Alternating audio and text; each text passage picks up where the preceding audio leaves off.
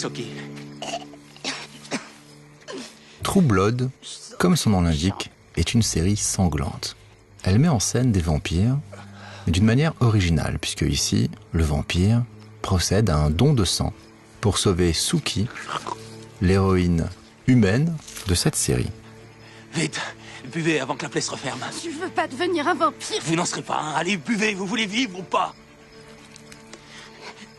Nous nous sommes penchés avec Stéphane Legrand, écrivain, sur cette question de la succion et de l'inversion de la métaphore. La métaphore du vampire comme de la morsure comme métaphore de la pénétration. Et seule une société puritaine peut avoir besoin de métaphores pour désigner des moments sexuels. Justement, c'est pour ça que c'est une série qui se situe au-delà du puritanisme et de la critique du puritanisme, il me semble. Parce que justement, traditionnellement, le baiser ou la morsure du vampire est une métaphore de l'acte sexuel. Or justement, il me semble que, encore une fois, contrairement à ce qui est l'argument marketing de la série, c'est une série qui est très peu métaphorique, où le vampire est pas du tout une créature qui est là pour symboliser des pulsions et pour symboliser quelque chose de l'humain. C'est-à-dire que les humains sont plutôt les vampires.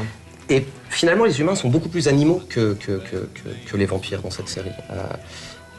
Les vampires sont d'ailleurs extrêmement civilisés. Ils ont beaucoup plus de lois, de codes extrêmement précis qui régissent leur rapport, leur comportement, les territoires dont chacun dispose, les rapports extrêmement codés, extrêmement précis entre le vampire maître, celui qui a créé un autre vampire, et le vampire qui a été créé. Tout ça est extraordinairement ritualisé et codifié. Crétin, tu t'es nourri d'un humain qui appartenait à un autre de tes pères. 3 mois de privation, le temps que tes crocs repoussent, ça t'apprendra les bonnes manières. Mes frères et mes sœurs, la sentence vous paraît-elle équitable et juste? Les relations entre les humains dans la série et donc dans ce bon temps, ce bouge imaginaire de Louisiane sont des rapports beaucoup moins réglés, beaucoup moins socialisés en fait, que ceux des vampires. Ne tire pas cette tronche parce que je te pique une frite. Après ce que tu m'as fait faire au pied hier soir. C'est vrai, c'était dégueulasse ce qu'on a fait. J'ai pris mon pied. De sorte que si animalité il y a, elle n'est pas du tout celle qui serait symbolisée par le vampire qui renverrait aux humains une image de leur pulsion animale cachée. Au contraire, leur animalité, elle est extrêmement visible. Le vampire est quelqu'un de beaucoup plus élaboré, et sophistiqué et civilisé. Vous êtes notre premier vampire.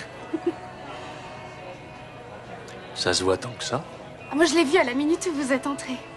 J'en reviens pas que personne ne l'ait remarqué. Lui, si.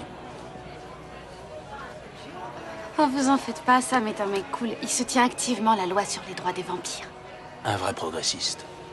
Un vampire plein d'humour, plein de charme, plein d'humanité.